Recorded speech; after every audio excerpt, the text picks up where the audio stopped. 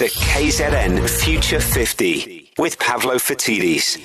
Inspiring KZN's business future. It's time for KZN Future 50, and for that we will need a Pavlo Phitidis from Auric. Morning, Pavlo. Bonsoir, bonsoir. Comment ça va? Bene, bene tu. Why are we speaking French? What business are we featuring today? Well, we're going to be featuring Jean-Philippe Avenel from L'Atelier Paris. I have a question for you. What does L'Atelier mean?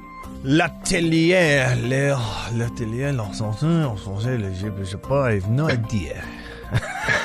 So what it is, it translates into a workshop in English, and it's a term that's very often used as a studio or a place where artists, craftsmen, and top-end designers create beautiful objects with the view to only make them more beautiful each and every time. So it's a very, very apt name for this particular business, because what Jean-Philippe does is he sells fine watches and jewelleries from top luxury brands like Cartier, Tag Heuer, Lepage, Fred, Breitling, Longines, and Breitling. Top-end brands that we all know, which are years old, centuries old, very often crafted to perfection, that really talk to the finest things in life. So L'Atelier Paris is a Durban or South African company, and how are they involved with KZN Future 50? Well, here's the thing. Jean-Philippe is a Frenchman who spent most of his time in the southern part of France. He worked with Cartier for, I think, almost 10 years before deciding that he wanted to make an investment in South Africa and establish a retail store and bring all his top-end design thinking and appreciation and ethic into our retail environment.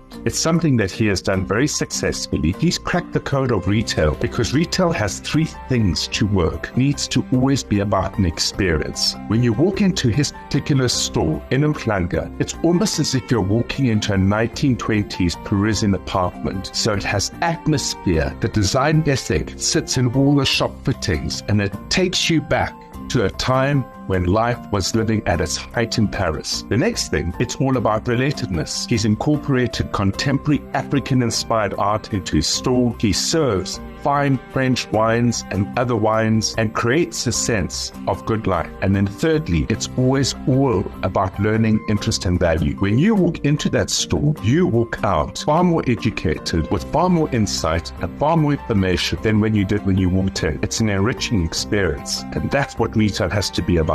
So I'm getting pretty good at saying this word now, Pavlo.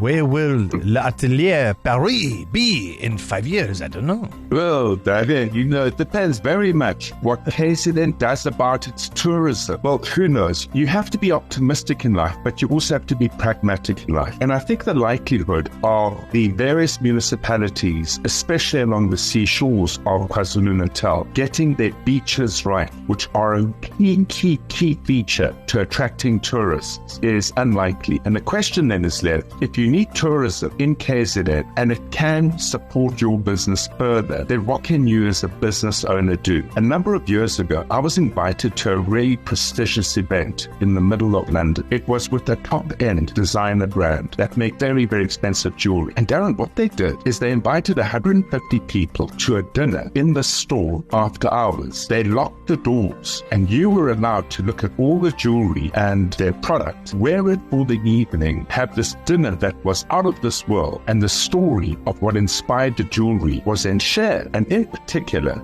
that evening, it was about their relationship as a top-end jewelry design brand globally with bee conservation. They explained how their jewelry was inspired by bees. They had beautifully crafted jewelry that reflected bee-inspired ideas, and through that, the sales that were made that evening donated money to bees. I think JP is so well positioned to do something similar, either with the Sharks Board or an organization that looks after the corals on our seashores, but to bring attention, to bring insight to the plight of our beaches, the plight of our seashores, which again feed back into tourism, is where the answer lies here. All right, what can KZN do to support L'Atelier Paris? Well, go and visit the store, very definitely. Learn about 1920s Paris and what life used to be like, and have a look and see what we as South Africans can do if we invite foreigners into our country who have global top-end skills, and in so doing, through their investment, lift the entire environment of business to the benefit of everyone that might never be able to travel to Paris. Fascinating. Pavlo Fatidis from Auric joining us for KZN Future 50. Merci beaucoup, Pavlo. My absolute pleasure, and I'll see you next week. So if you want to get involved in KZN Future 50, go to ecr.co.za, and there you'll find all the information on all the companies that have been featured. Au revoir.